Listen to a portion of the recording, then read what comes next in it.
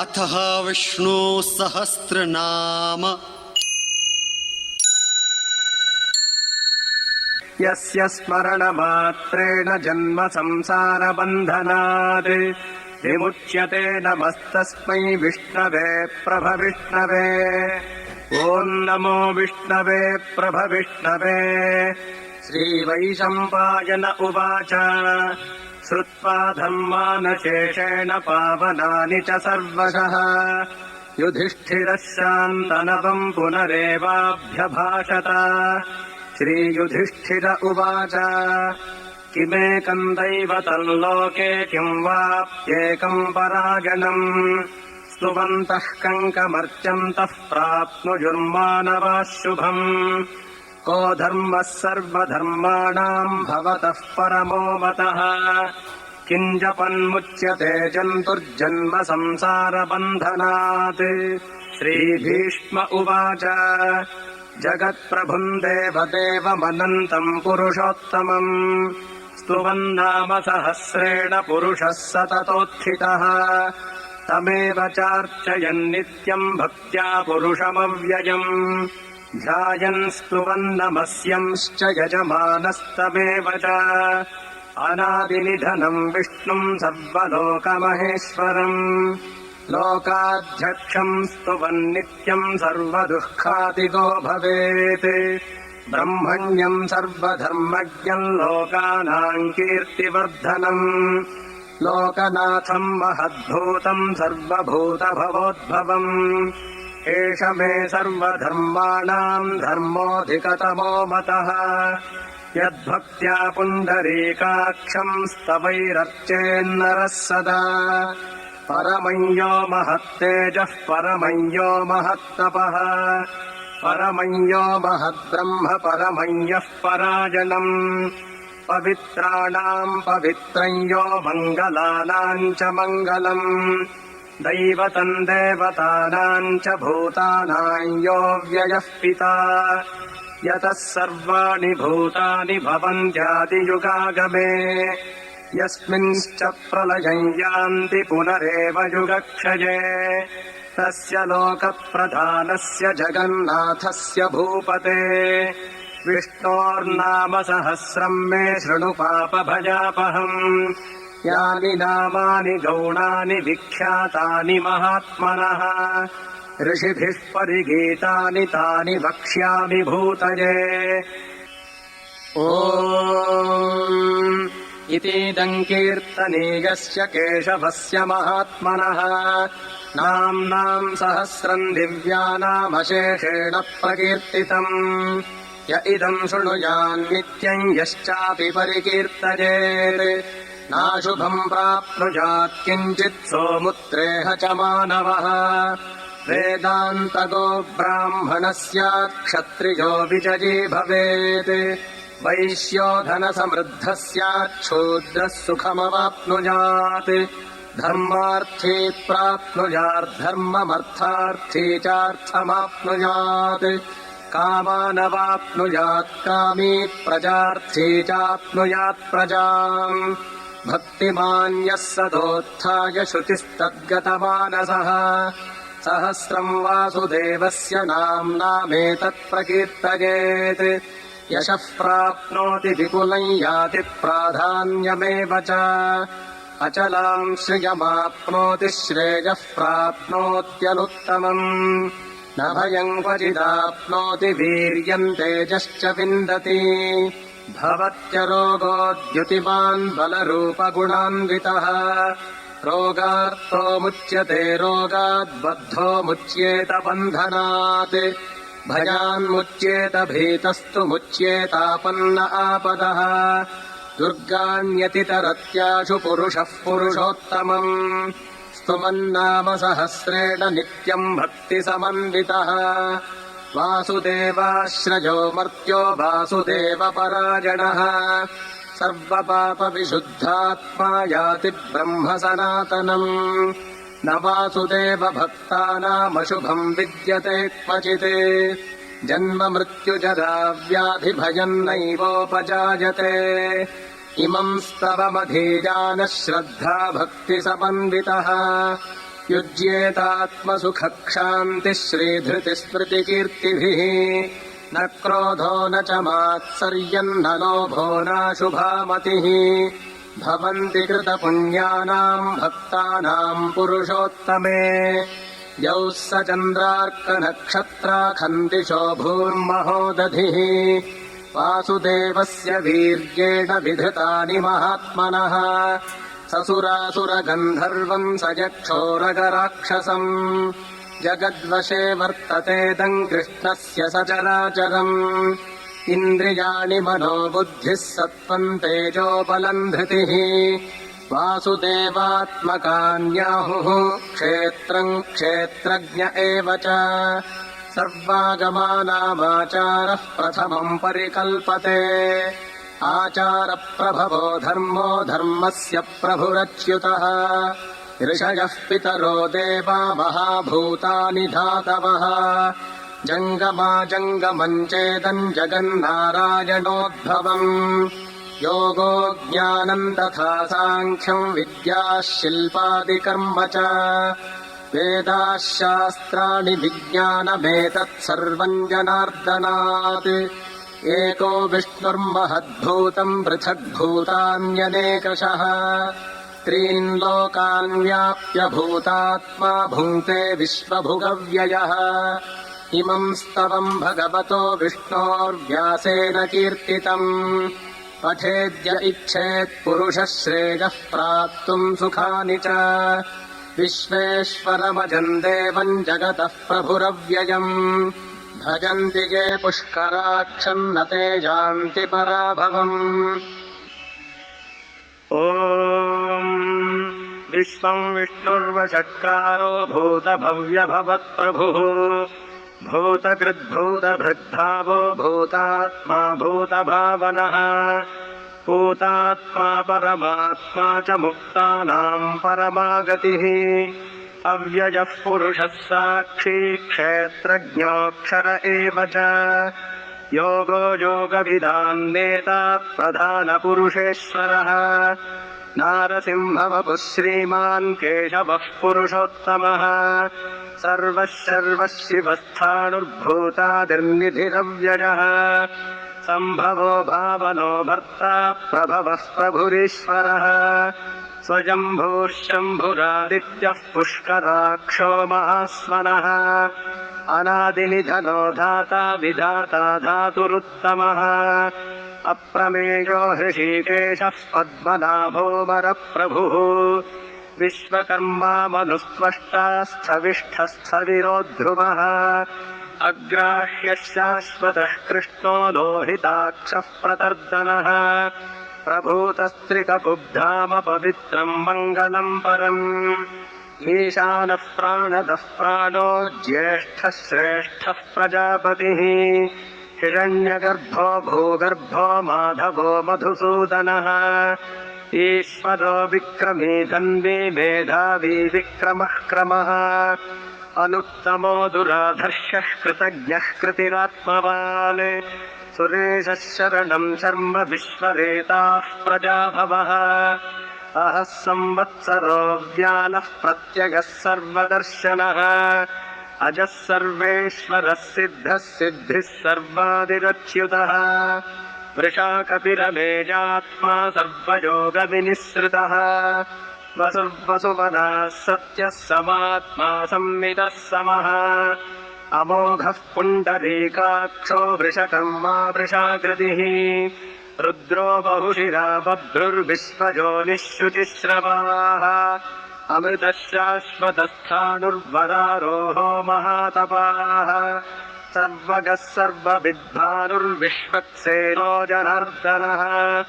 वेदो वेदविदव्यङ्गो वेदाङ्गो वेदवित्कविः लोकाध्यक्षः सुराध्यक्षो धर्माध्यक्षः कृताकृतः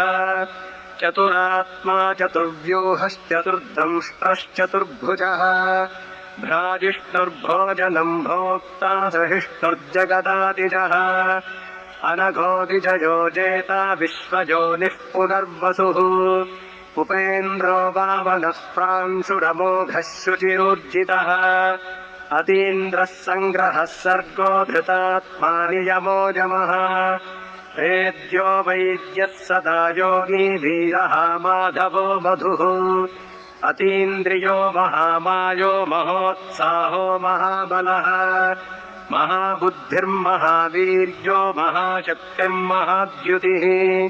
अनिर्देश्य वपुः श्रीमानमेजात्मा महाद्रिधृक् महेश्वासो महीभर्ता श्रीनिवासः सताङ्गतिः अनिरुद्धः सुरानन्दो गोविन्दो गोविदाम्पतिः मरीचिर्दमनोहंसः सुपर्णो भुजगोत्तमः हिरण्यनाभः सुतपाः पद्मनाभः प्रजापतिः अमृत्युः सर्वदृक्सिंहः सन्धाता सन्धिमान् स्थिरः अजो दुर्मर्शनः शास्ता विश्रुतात्मा सुरारिः गुरुतमो धाम सत्यः सत्यपराक्रमः निमिषो निमिषस्रग्वी वाचस्पतिरुदारधीः अग्रणीर्ग्रामणी श्रीमान् न्यायो नेता समीरणः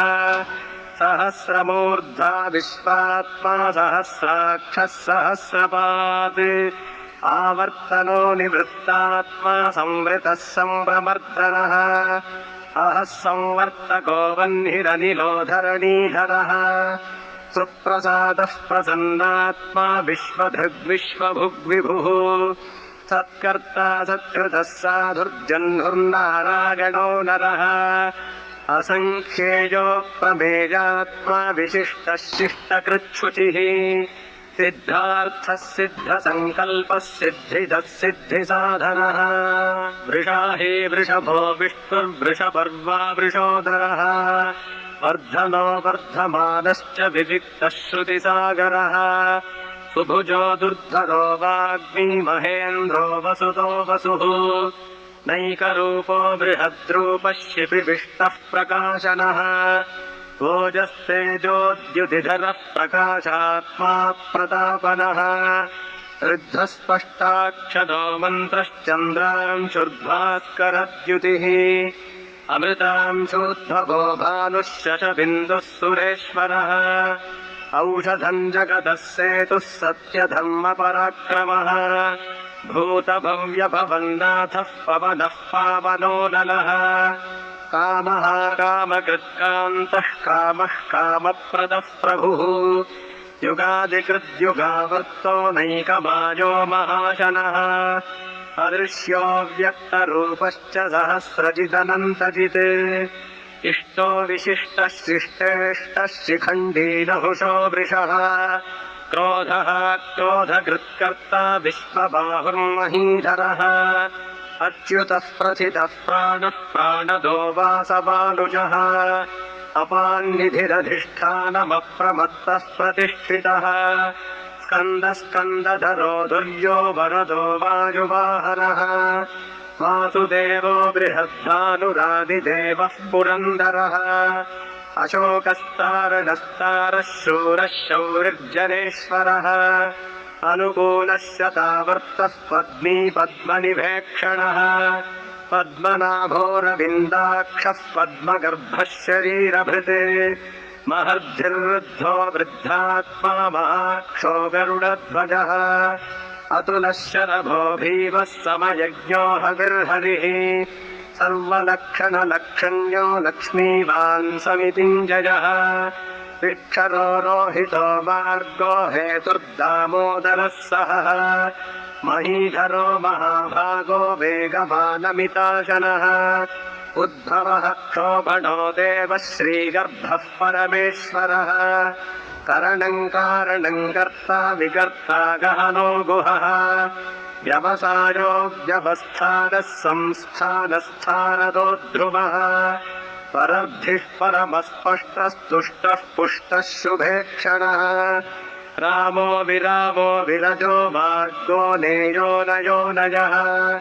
वीरः शक्तिमताम् श्रेष्ठो धर्मो धर्मविदुत्तमः वैकुण्ठः पुरुषः प्राणः प्राणदः प्रणवः पृथुः हिरण्यगर्भः शत्रुघ्नो व्याप्तो वायुरधोक्षजः ऋतुः सुदर्शनः कालः परमेष्ठी परिग्रहः उग्रः संवत्सरो दक्षो विश्रामो विश्वदक्षिणः विस्तारस्थावरस्थाणुः प्रमाणम् बीजमव्ययम् अर्थोऽनर्थो महाकोशो महाभोगो महाधनः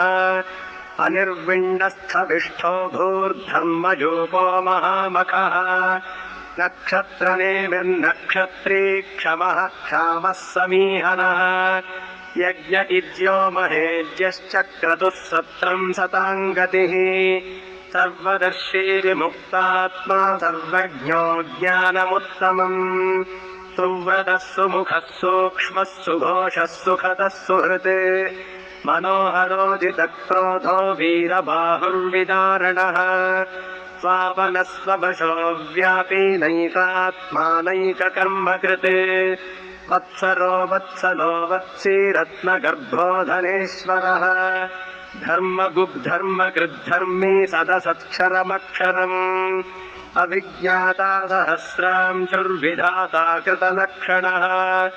गभस्तिनेमिः सत्त्वस्थः सिंहो भूतमहेश्वरः आदिदेवो महादेवो देवेशो देवभृद्गुरुः उत्तरो गोपतिर्गोप्ता ज्ञानगम्यः पुरातनः शरीरभूतभृद्भोक्ता कपीन्द्रो भूरि दक्षिणः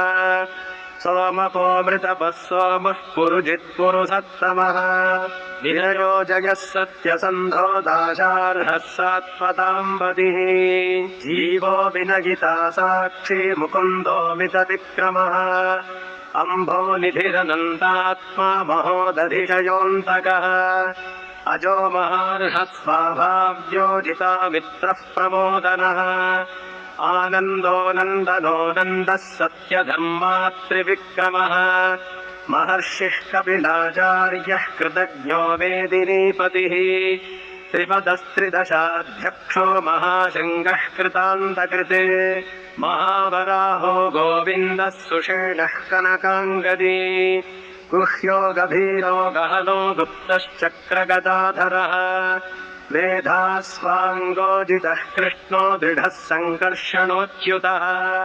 वरुणो वारुणो वृक्षः पुष्कराक्षो महामनाः भगवान् भगः नन्दी वनमाली हलायुधः आदित्यो ज्योतिरादित्यः सहिष्णुर्गतिसत्तमः सुधन्वाखण्डपरशुर्दारुणो द्रविणप्रदः दिवस्पृक् सर्वदृग्व्यासो वाचस्पतिरजो निजः त्रिसामासामगः सामनिर्वाणम् भेषजम् भिषके सन्न्यासकृच्छमः शान्तो निष्ठा शान्तिः परायणम् शुभाङ्गः शान्तिदः स्रष्टा कुमुदः कुवलेशयः गोहितो गोपतिर्गोप्ता वृषभाक्षो वृषप्रियः अनिवर्ती निवृत्तात्मा गङ्क्षेप्ता क्षेमकृच्छिवः श्रीवत्सवक्षा श्रीवासः श्रीपतिः श्रीमताम्बरः श्रीधः श्रीशः श्रीनिवासः श्रीनिधिः श्रीविभावनः श्रीधरः श्रीकरः श्रेयः श्रीमान् लोकत्रयाश्रयः स्वक्षस्वङ्गः शतानन्दो नन्दिर्ज्योतिर्गणेश्वरः विजितात्मा विधेयात्मा सत्कीर्तिश्छिन्नसंशयः उदीर्णः सर्वतश्चक्षुरनीशः शाश्वतस्थिरः भूषयो भूषणो भूतिर्विशोकः शोकनाशनः अर्चिष्मानर्चितः कुम्भो विशुद्धात्मा विशोधनः अनिरुद्धो प्रतिरथः प्रद्युम्नो मितविक्रमः कालनेमिनिः वीरः शौरिः शूरजनेश्वरः त्रिलोकात्मा त्रिलोकेशः केशवः केशिहा हरिः कामदेवः कामपालः कामी कान्तः कृतागमः अनिर्देश्य वपुर्विष्णुर्वीरोऽनन्तो धनञ्जयः ब्रह्मण्यो ब्रह्मकृद्ब्रह्म ब्रह्म ब्रह्मविवर्धनः ब्रह्मविद्ब्राह्मणो ब्रह्मी ब्रह्मज्ञो ब्राह्मणप्रियः महाक्रमो महाकर्मा महातेजा महोरगः महाक्रतुर्महायज्वा महायज्ञो महाहविः स्तव्यस्तवप्रियस्तोत्रम् स्तुतिस्तोतारणप्रियः पूर्णः पूरयिता पुण्यः पुण्यकीर्तिरनामयः मनोजवस्तीर्थकरो वसुरेता वसुप्रदः वसुप्रदो वासुदेवो वसुर्वसुमनाहविः सद्गतिः सत्कृतिः सत्ता सद्भूतिः सत्परायणः शूरसेनो यदुश्रेष्ठः सन्निवासः सुजामुनः भूतावासो वासुदेवः सर्वासुनिलयो नलः दर्पः दर्पदो दृप्तो दुर्धरोऽर्थापराजितः विश्वमूर्तिर्महामूर्तिर्दीप्तमूर्तिरमूर्तिमान् अनेकमूर्तिरव्यक्तः शतमूर्तिः शताननः एकोनैकः स वः कः किं यत्तत्पदमनुत्तमम् लोकबन्धुर्लोकनाथो माधवो भक्तवत्सलः सुवर्णवर्णो हेमाङ्गो वराङ्गश्चन्दनाङ्गदी वीरः विषमः शून्यो घृताशीलचलश्चलः अमानी मानदो मान्यो लोकस्वामी त्रिलोकधृते सुमेधा मेधजो धन्यः सत्यमेधाधराधरः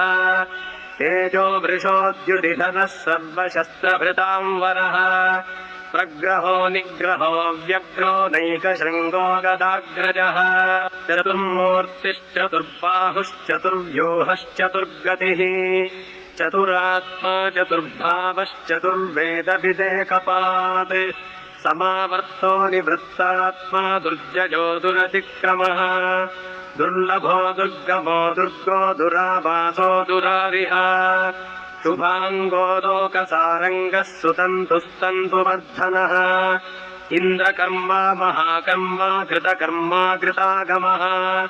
उद्भवः सुन्दरः सुन्दो रत्ननाभः सुलोचनः अर्को वाजसनः शृङ्गी जयन्तः सर्वविद्यये सुवर्णबिन्दुरक्षोभ्यः सर्ववागीश्वरेश्वरः महाह्रदो महागर्तो महाभूतो महानिधिः कुमुदः कुन्दरः कुन्दः पर्जन्यः पावनोऽनिलः अमृतांशोऽमृतवपुः सर्वज्ञः सर्वतोमुखः सुलभः सुव्रतः सिद्धः शत्रुजिच्छत्रुतापनः न्यग्रोधो तुम्बरोऽश्वत्थश्चाणूरान्धनिषूदनः सहस्रार्चिः सप्तजिह्वः सप्तैधाः सप्तवाहनः अमूर्तिरनघोचिन्त्यो भजगृद्भजनाशनः अनिर्बृहत्कृशस्थूलो गुणभृन्निर्गुणो महान् अधृतस्वधृतस्वास्यः प्राग्वंशो वंशवर्धनः भारभृत्कथितो योगी योगीशः सर्वकामदः आश्रमश्रमणः क्षामः सुपर्णो वायुवाहनः धनुर्धरो धनुर्वेदो दण्डो दमयिता दमः अपराजितः सर्वसहो नियन्ता निजमो जमः सत्त्ववान् सात्विकः सत्यः सत्यधर्मपरायणः अभिप्रायः प्रियार्होर्हः प्रियकृत्प्रीतिवर्धनः विहाय सगतिर्ज्योतिः सुरुचिर्हुतभुग्विभुः रविर्विलोचनः सूर्यः सवितारविलोचनः अनन्तो हुतभुग्भोक्ता सुखदो नैकजोऽग्रजः अनिर्विण्णः सदा वर्षी लोकाधिष्ठानमद्भुतः सनात्सनातनतमः कपिलः कपिरव्ययः स्वस्तितः स्वस्ति कृस्वस्ति स्वस्ति भुक्स्वस्ति दक्षिणः अरौद्रः कुण्डली चक्रे विक्रम्योर्जितशासनः शब्दादिगः शब्दसः शिशिरः शर्वरीकरः अक्रूरः पेशलो दक्षो दक्षिणः क्षमिणांवरः विद्वत्तमो वीतभयः पुण्यश्रवणकीर्तनः उत्तारणो दुष्कृतिः पुण्यो दुःस्वप्ननाशनः वीरः रक्षणः सन्तो जीवनः पर्यवस्थितः अनन्तरूपोऽनन्तः श्रीर्जितमन्युर्भयापहः चतुरश्रो गभीरात्मा विदिशो व्यादिशो दिशः अनादिर्भूर्भुवो लक्ष्मीः सुवीरो रुचिराङ्गदः जननो जनजन्मादिर्भीमो भीमपराक्रमः आधारनिलयो धाता पुष्पहासः प्रजागरः ऊर्ध्वगः सत्पथाचारः प्राणदः प्रणवः प्रमाणम् प्राणनिलयः प्राणभृत्प्राणजीवनः तत्त्वम् तत्त्वविदेकात्मा जन्म मृत्युजरादिगः भूर्भुवः स्वस्तरुस्तारः सविता प्रपितामहः यज्ञो यज्ञपतिर्यज्वा यज्ञाङ्गो यज्ञवाहनः यज्ञभृद्यज्ञकृद्यज्ञी यज्ञभुग्यज्ञसाधनः यज्ञान्तकृद्यज्ञगुह्यमन्नमन्नाद एव च आत्मयोनिः स्वयम् जातो वैखानः सामगायनः देवकीनन्दनः स्रष्टा क्षितीशः पापनाशनः शङ्खभृन्नन्दकी चक्रे शार्ङ्गधन्वागदाधरः रथाङ्गपाणिलक्षोभ्यः सर्वप्रहरणायुधः सर्वप्रहरणायुध ॐ नम इति